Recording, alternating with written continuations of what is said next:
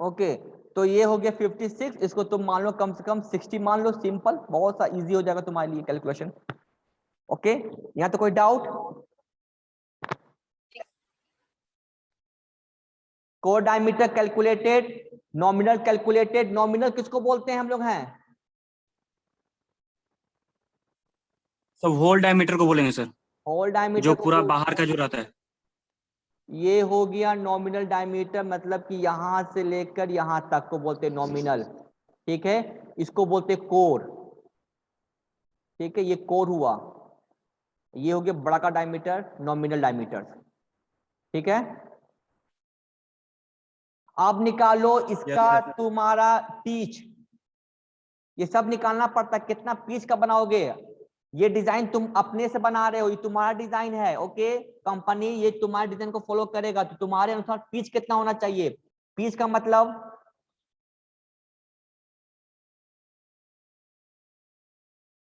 Peach का मतलब हो गया कि एक थ्रेड डिस्टेंस से होता है सर। दूसरे थ्रेड के बीच का डिस्टेंस कितना है। तो बताओ, अगर कोर डायमीटर 45 लिए हो और नॉमिनल डायमीटर 60 है, तो ये दूरी कितना होगा। तो इसको भी हम एम्पिरिकल फॉर्मूला से डायरेक्ट निकालेंगे, और पीच का फॉर्मूला हो जाएगा तुम्हारा कि पीच का मतलब कि डी माइनस डी सी। कौन बकबक कर रहा है?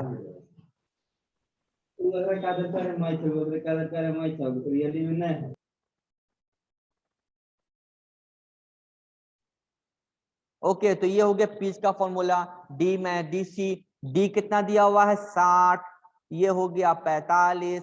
कितना आ गया आंसर? 10 5 15 mm का। तो 15 mm का तुम बनाओगे पीच। तो तुमको देखने से लग रहा कितना मोटा ये तुम्हारा स्क्रू बनने वाला है, और लोड पे तो लेगा 16,000। तुमको तुमको क्या करे, कितना जो लोड है उतना लोड लेने के लिए वैसा फिर भी बनेगा। तो 15 mm का पीच बनने वाला है तुम्हारा, तो बहुत हैवी थोड़ा सा स्क्रू बनने वाला है। नौ, ये तुम्हारा निकल गया। अब थिकनेस कितना निकलेगा। तो pitch calculated, core calculated, nominal calculated. फट फट काम करो, उसको थिकनेस निकालो। इसका फॉर्मूला किसी को पता है? नहीं पता है, तो वो निकल जाता है कैसे कि जितना पीच होता है उसका हाफ निकलता है, पीच का हाफ।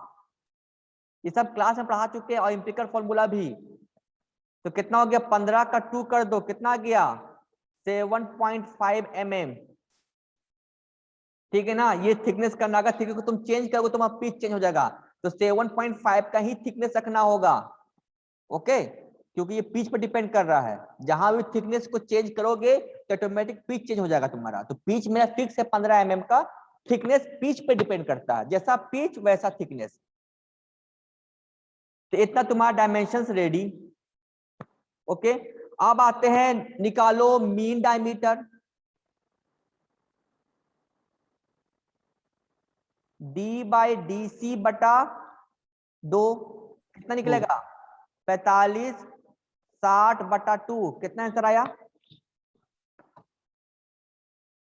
45 60 भागा 2, ये निकल गया 52। 52.5। 52.5 सर। तो ये मीन डायमीटर में कोई बदलाव होगा नहीं, ये एक तरह वर्चुअल है, असल तो नॉमिनल और कोर है। ये तो बीच का डायमीटर निकल गया। बीच का मतलब समझ में आ रहा है ना, फोटो में दिखा दें, क्लियर होगा। ये हो गया बीच का। ठीक है, ओके, चलो अगला काम क्या करेंगे हम लोग हैं। अब जरा ये बता दो, ये इस काम करने के बाद मीन डायमीटर भी कैलकुलेटर। अब बता दो कि ये सेल्फ लॉकिंग है, इतना काम करना होगा, सेल्फ लॉकिंग है कि नहीं है। स्क्रू जैक में सेल्फ लॉकिंग प्रॉपर्टीज होना चाहिए। जब तुम इतना बना रहे हो, क्या इस डायमेंशन के अनुसार ये सेल्फ लॉकिंग होगा कि नहीं होगा। सर वो तो डिपेंड करता है कि टॉर्क निकालने के बाद हेलिक्स एंगल और फ्रिक्शन एंगल पे डिपेंड तो करता तुमको तो एंगल निकालना होगा यही ना, तुम्हें तो अल्फा यही हमको। है। Yes sir. सेल्फ लॉकिंग होने का नियम क्या है। सेल्फ लॉकिंग होने कि फाई इज ऑलवेज ग्रेटर या at least equal to the helix angle. तो अल्फा क्या है यस मेरा, सर। अल्फा क्या है? अल्फा हेलिक्स एंगल है सर। Very good. और फाई क्या है? कोफिशिएंट ऑफ फ्रिक्शन, यही है कि फ्रिक्शन सॉरी एंगल है। फ्रिक्शन एंगल है, और फ्रिक्शन ये एंगल। कैसे निकलता है? ये निकलता है tan phi equal to mu.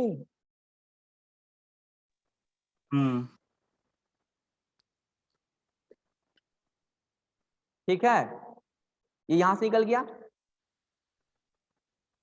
Yes sir. अच्छा अब ये बताओ कि ये चीज कहां, ये अल्फा कहां से निकलेगा?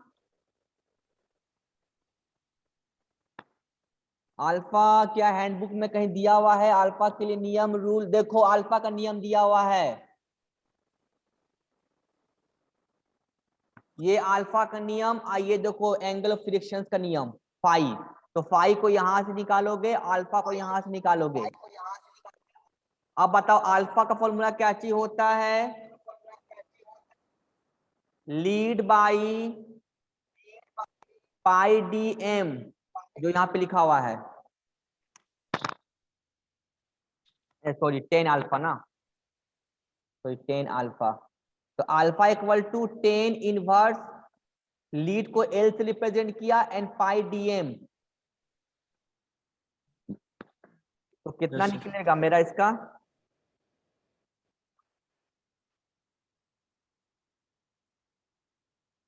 ये डिजाइन बना रहे हैं, हो सकता है कहीं फेल भी कर जाए। ठीक है ना, तो डिजाइन बना रहे हैं हम लोग हैं, चेक करते हैं कहां तक हम लोग सक्सेस करते हैं। तो नाउ तो अल्फा कैसे निकल जाएगा? Alpha equal to 10 inverse lead by pi D M, और ये निकल जाएगा मेरा phi equal to 10 inverse mu. ये दोनों का डाटा दिया हुआ मेरे पास है। तो 10 इनवर्स लीड कितना होगा? लीड इक्वल टू, नहीं बुझा रहा लीड मतलब कितना ऊपर घुमा। तो जितना पीच घूमेगा उतना ही ऊपर घूमेगा, मतलब lead equal to pitch for the one start. मतलब एक के लिए कितना को पीच, पीच 15, 3.14। मीन डायमीटर कितना दे दिया जी? 52.5। 15 भागा 3.14 भागा 52.5।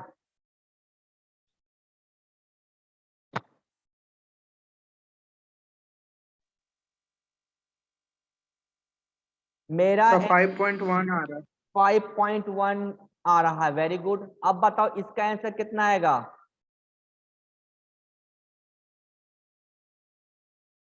0.14 है ना? कितना है भाई इसका आंसर? सर 7.96। 7.96। तो बताओ क्या हुआ हमको? क्या हुआ हमको? तो अल्फा का वैल्यू ज्यादा हुआ, सेल्फ यस लॉकिंग। सर। मतलब ये सेल्फ लॉकिंग है, मतलब मेरा डिजाइन अब तक सक्सेस कर गया। Yes sir. अब यहाँ आने के बाद अल्फा भी कैलकुलेटेड, फाई भी कैलकुलेटेड, सब कैलकुलेटेड हो चुका। अब कैलकुलेटेड होने के बाद अब हमें काम क्या करना है? हमें अब हर चीज को कैलकुलेट कर देना है। तो मेरा क्वेश्चन अब ये है कि यहां तक होने के बाद अब हम लोग जो ये था, अब हम लोग चेक करेंगे second step. Second step handbook में जाके देखेंगे क्या करना है। तो देखो पहला काम तुम लोग को क्या करना, पर टिक मार दोगे याद से कि पहला काम तो ये करोगे, इसका करो कैलकुलेशन। दूसरा काम क्या करोगे जो तुमको यहाँ पे दिया हुआ, देखो दूसरा काम करोगे ये वाला सेकंड पेज शियर स्ट्रेस। समझ में आया कि नहीं आया? ये दूसरा काम करोगे। पहला काम कोर डायमीटर के बाद पूरा खेल करोगे, पूरा सब कुछ डाटा निकलने के बाद हम फाइनली शियर स्ट्रेस पे निकालेंगे। ये सेकंड स्टेप उठाना कैलकुलेशन के लिए। चलो तो हम अब यहाँ पे काम खत्म हुआ। ये कितने मार्क्स का क्वेश्चन है जी ये? 20 मार्क्स। अब से देखो 20 मार्क्स का कितना लंबा जाएगा। 20 नंबर। ये कम से कम कल तक क्लास चलेगा, आज नहीं हो पाएगा ये। ये 3 पेज का क्वेश्चन सॉल्यूशन है। ठीक है, अभी तक तो बस स्टार्ट ही किए हैं हम लोग हैं, और भी उसमें भी बहुत सर अच्छी ये जितना भी कैलकुलेट करना पड़ा, इसमें भी बहुत अच्छी चीज हम छोड़ के जा रहे हैं, बकलिंग को छोड़ के जा रहे हैं। हाँ पूछो। सर पूछ रहे थे कि सर जितना चीज अभी कैलकुलेट करना पड़ा, हेलिक्स एंगल, मतलब हाँ हाँ फ्रिक्शन हाँ एंगल, हाँ हाँ सर ये हाँ। तो बुक में देना चाहिए ना सर, डाटा बुक में। डाटा बुक में क्यों देगा ये सब चीज? तुम कैलकुलेट करना है तो फॉर्मूला तो तुमको दे ही दिया है, तुमको फॉर्मूला तो दे चुका है। सर जिस तरह उसमें कैलकुलेट करते थे ना सर, मतलब क्वार्टर जॉइंट में डायमीटर निकाल के सारा कैलकुलेट करते थे कि इसका कितना थिकनेस है, कितना भाई डायमीटर है। हर तरह का नहीं ना होता है, वो कोटर के लिए वैसा प्रोसेस था इम्प्लिकेट फॉर्मूला। ये पावर स्क्रू का तुमको यहाँ पे यूज करना फॉर्मूला, तुमको डाटा देखो फॉर्मूला दिया हुआ है, तुमको डाटा वहां पुट करना होगा, तुमको कैलकुलेट करना होगा। तो नॉमिनल डायमीटर का तुमको इम्प्लिकेट फॉर्मूला दे ही चुका है, सब कुछ दिया हुआ, तुमको कैलकुलेट करके वहां डाटा पुट करना। लेकिन हर चीज हर जैसा नहीं होता, क्वार्टर का अपना प्रोसीजर है, इसका अपना अलग प्रोसीजर होता है, तो इससे तो होता सर डाटा बुक में है। लिख के ले जाए। डाटा बुक में क्या लिख के जाओगे बताओ तो हमको तुम पहले। वही sir procedure, step by step क्या क्या चीज निकालना। तो भाई वैसा ही हो जाता तो मार्केट में किताब है आराम से मिल जाता, मिल जाने का मतलब होता है कि 1 बाय स्टेप करके बना कर दे देता। तुम बगा भंडारी का ये जो हम जो तुमको जो हम पढ़ाए हैं भंडारी किताब से, उसका तुम जरा हैंडबुक सर्वे करना जरा पीडीएफ का, समझे में नहीं आएगा कि उसका हैंडबुक और भंडारी का हैंडबुक में आसमान जमीन का अंतर तुमको दिखाई देगा, जबकि राइटर तो हाँ वही है, यस। उसका तुमको सिर्फ डाटा भर दिया है, वैल्यू भर दिया है, तो वहां से खोज खोज के निकालना पड़ता है। ओके हाँ, एक किताब आया था खुरमी का, बीटेक में जब हम दुमका में हाँ थे, दुमका इंजीनियरिंग कॉलेज, तो वहां का स्टूडेंट लोग खुरमी का किताब लाया था हैंडबुक का। तो वो किताब को जब हम देखे तो वो डिट्टो कॉपी था, मतलब कि क्या क्या स्टेप उठाना है, मतलब ऐसा था कि कुछ करना ही नहीं बच्चा लोग को है, वो बस क्वेश्चन आ गया, बस वो किताब खोल दो और बना लो, लेकिन वो किताब अभी दिख नहीं रहा है। उसको हटा दिया गया होगा सर बोर्ड से। अब मुझे नहीं पता इसके बारे में क्या किया है, लेकिन वो किताब था खुरमी का। लेकिन हमको भी टाइम, एक बार हम सोचे थे कि एक बार पर्सनल हैंडबुक तुम लोग के लिए बनाया जाए, लेकिन टाइम ही नहीं मिलता है, तो क्या किया जाए, तुम हैंडबुक पर्सनल एक तो सिस्टमेटिक ढंग से बनाने की सोचे हुए थे, लेकिन कुछ टाइम नहीं, कुछ इधर उधर का काम में फंस जाता आदमी है, सब हो जाता है। एनीवे हैंडबुक का इसलिए तुम स्टेप बता दे रहे हैं तुम लोग क्या क्या करोगे, इसलिए इसलिए देखो मान लो कि हैंडबुक डिजाइन में 18 चैप्टर है, मान लो जितने चैप्टर है, तो हर चैप्टर बस एक एक न्यूमेरिकल सॉल्व करो, उसी को बना के रखो, बस क्या स्टेप उठाना है, 1 घंटा ये प्रैक्टिस कर लोगे तुम लोग को बन जाएगा। Yes sir. ठीक है, तो आसान नहीं है, देखो डिजाइन आसान नहीं होता है, इसमें सबसे ज्यादा कंपनी इसको रिक्रूट करता है, इस चीज को है, हम लोग अलग से पढ़ लेते हैं ये सब चीज। डिजाइन मार्केट में सबसे ज्यादा वैल्यूबल कोई चीज है, डिमांडेड है, वो मैकेनिकल सब्जेक्ट से वो डिजाइन है, क्योंकि अगर तुम्हारा डिजाइन बहुत स्ट्रांग होगा तो रोबोट, जो रोबोट बनाते हैं रोबोटिक्स, वो भी तुम्हारा डिजाइन के ही बेसिस पे है कि तुम कितना उसका डिजाइन दोगे, क्या करोगे, तो डिजाइन आसान चीज नहीं है। ओके, हम लोग उसको मजाक से पढ़ते हैं और भाई चलो ठीक है हो गया, आसान चीज नहीं है डिजाइन करना। इसलिए तो समझो कि तुमको हैंडबुक भी तुमको प्रोवाइड किया जाता है कि बच्चा हैंडबुक से बनाए, तो अगर इतना आसान होता तो हैंडबुक क्यों देता, टफ है तभी तो तुमको हैंडबुक दे रहा है कि बच्चा को हैंडबुक दे दीजिए, बना के देखेगा। तो ओके, हम आगे चलते हैं, तो सेकंड स्टेप वहां पे तुम कम से कम वहां पे हल्का सा मार्किंग कर लो ना पेंसिल से कि पहला स्टेप ये उठाएंगे, सेकंड स्टेप ये उठा लेंगे, उतना तुम तो कर ही सकते हो।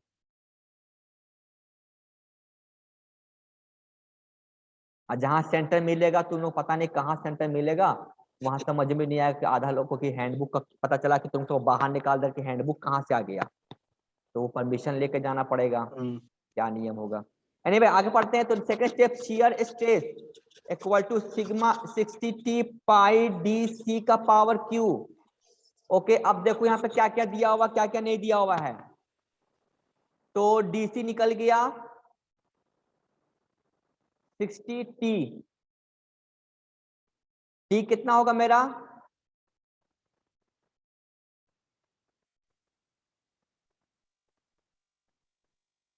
अब ये टी का यूज करेंगे टॉर्क यहाँ पे।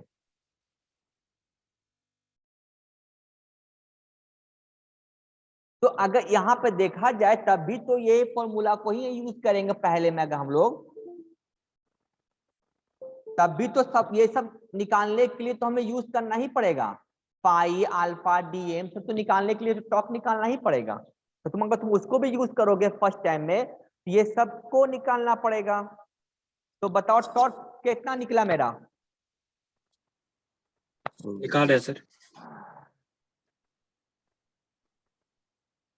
टाइम भी हो जाता है जी। डीएम नॉमिनल डायमीटर कितना निकला था मेरा? Mean diameter 47 plus mean diameter निकला था 52.5। चलो 52.5 डिवाइड बाय 2। इसका एंगल कितना निकला एक ठो का? 7.96 और एक ठो कितना निकला? 5.1।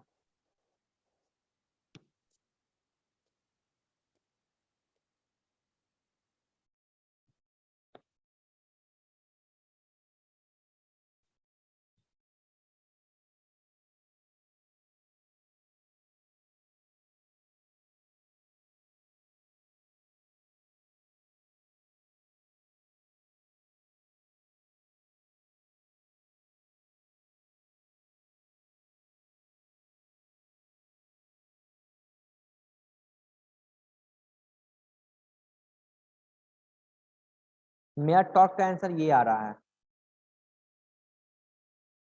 यस यस सर, इतना ही आ रहा है। चलो Yes, जब sir. Yes, sir.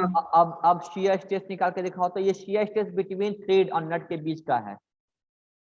तो 16 टॉर्क 97428 दिस एंड भागा कर देंगे इसको हम कितना से? 3.14 का स्क्वायर इंटू 45 का क्यूब।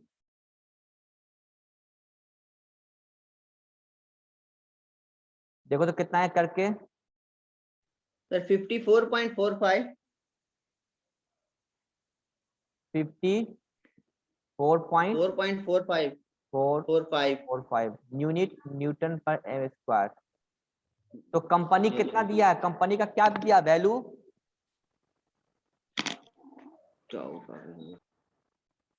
स्क्रू के कितना दिया? स्क्रू के नट के लिए नहीं, स्क्रू के लिए 230। तक Sir, 150. 150। ओ सॉरी 150 दिया हुआ है सर। ओके तो 150 दिया हुआ है, लेकिन हमने फैक्टर ऑफ सेफ्टी तुम कितना माने हो? 2। Sir, 2 लिए हुए हैं. हाँ 2 एज्यूम फैक्टर ऑफ सेफ्टी। इसको तुम पहले लिख दोगे, 2 से भाग कर देंगे इसको हम लोग है तो ये निकलेगा परमिसिबल निकल जाएगा। तो 75। तो देखो ये ज्यादा आ गया ना इससे।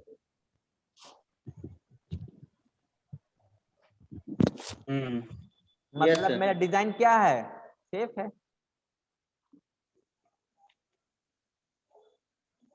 तो कब तक का सेफ है? ये सिर्फ शियर में ही सेफ है अब तक का। आगे भी देखें कहां फंसेंगे हम लोग अभी, यस सर। है ना? Yes sir. चलो एक लास्ट टॉपिक डिस्कस करेंगे, फिर हम इसको कल आगे कंटिन्यू करेंगे, ठीक है ना? ये कम से कम एक दिन और लगेगा कंप्लीट करने में। तो अब ये ऊपर वाले फोटो को जरा हम कॉपी करेंगे ताकि यहाँ पे समझा देंगे एक चीज हमें। अब तुम लोग एक चीज बता दो मुझे, समझ जाएंगे कि तुम लोग डिजाइन पढ़ रहा है, नहीं तो तुम लोग समझ जाएंगे तुम सिर्फ पानी सिर्फ हवा पानी तुम लोग दे रहे हो सिर्फ तुम लोग।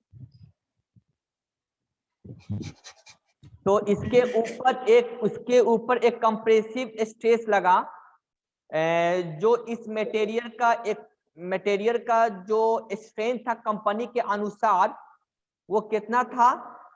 230/2 कितना आया? 230/2 करने पर 115। 15। 115. ठीक है। ये कंपनी का नियम है ना, ये कंपनी का है। लेकिन मेरा एक क्वेश्चन है, बताओ Yes, sir. जब W तुमको 1006 इतना इतना न्यूटन लगा, तो इसमें एग्जैक्ट कितना टेंसाइल स्ट्रेस पैदा हुआ?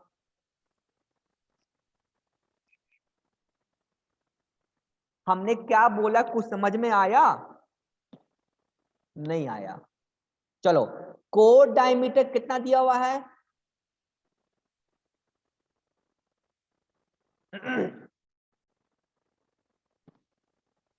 45 mm।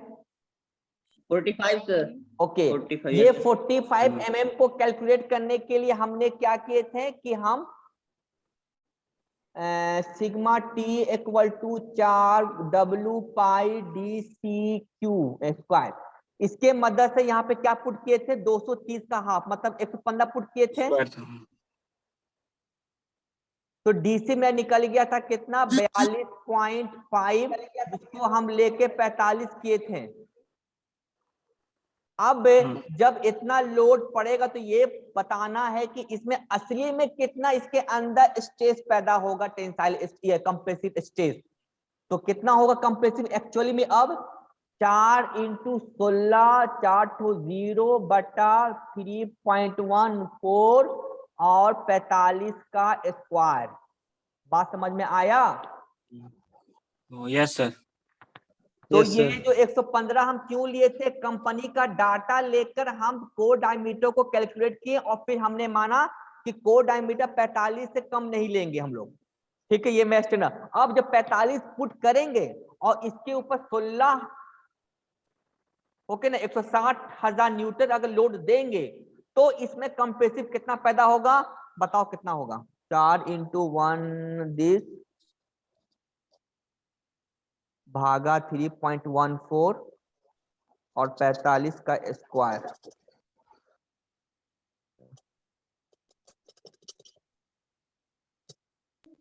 100 आ रहा है सर।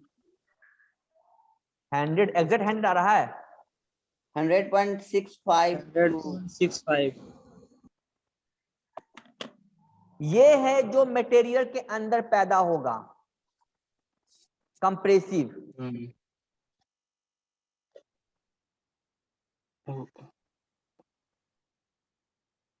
ठीक है, कंप्रेसिव। तो अब बताओ, जब ये कंप्रेसिव पैदा होगा तो शियर कितना पैदा होगा? शियर कितना पैदा हुआ इसके अंदर? अभी ऊपर में कितना था जी, कितना निकाले थे शियर? 54। Yes sir. 54.45 शियर का डायरेक्शन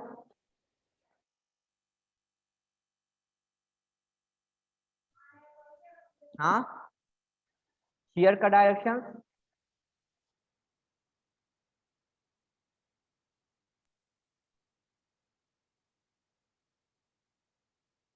सही Sir, है। rotation टेंजेंसी, हाँ. अब याद करो तुम लोग एक चीज, इस मटेरियल का छोटा सा पार्ट हम ऐसा ले लें तो ये लगा कंप्रेसिव और एक लगा शियरिंग। आवाज कट रहा है सर। सर आपका आवाज नहीं आया, क्या बोले? हेलो, आवाज जाता है? Yes, sir. ओके, तो ये देख लो कि कंप्रेसिव हुआ और ये शेयरिंग हुआ। शेयरिंग मतलब ऑन द सरफेस। तो ये एक छोटा सा एलिमेंट हम लिए, ये हुआ कंप्रेसिव, ये क्या हुआ? Tensile. Compressive and shear on the element. तो बताओ यहाँ पे कौन सा फॉर्मूला यूज करते हैं,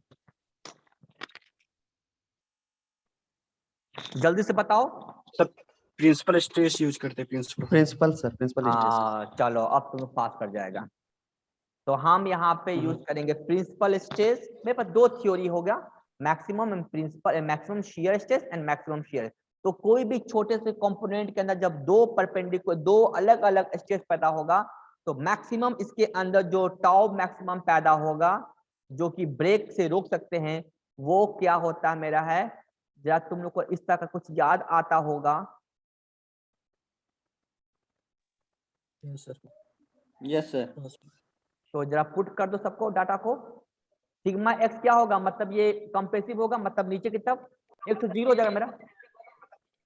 तो 100.6 का हाफ का होल स्क्वायर प्लस 54.45 का होल स्क्वायर, कितना आ गया आंसर?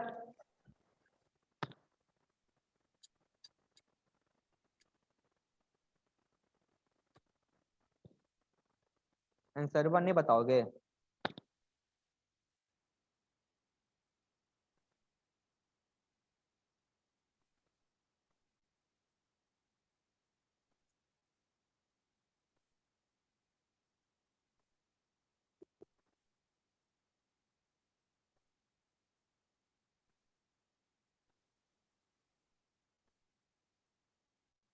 चौहत्तर 0.18 आ रहा, very very close to permissible space, मतलब डिजाइन सेफ है।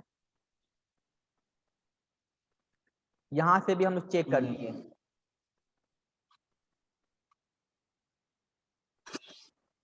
यस सर, इतना ही आ रहा है। ओके, आज की क्लास हम ये पे स्टॉप कर रहे हैं। हमको स्क्रीनशॉट भेजोगे, कल क्लास अगला कल ही क्लास लेंगे। कल हम कोई टाइम एडजस्ट करके इसको हम आगे पढ़ाएंगे, या Yes, नहीं sir. नहीं तो हम नोट्स बोलोगे तो नहीं, नोट्स नहीं, हम इसको कंप्लीट करके ही हम अगला चीज डिस्कस करेंगे, ताकि समझ में आना चाहिए क्या क्या यूज कर रहे हैं।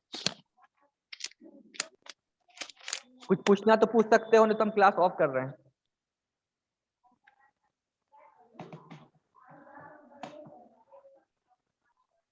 चलो, कुछ नहीं पूछना है किसी को है।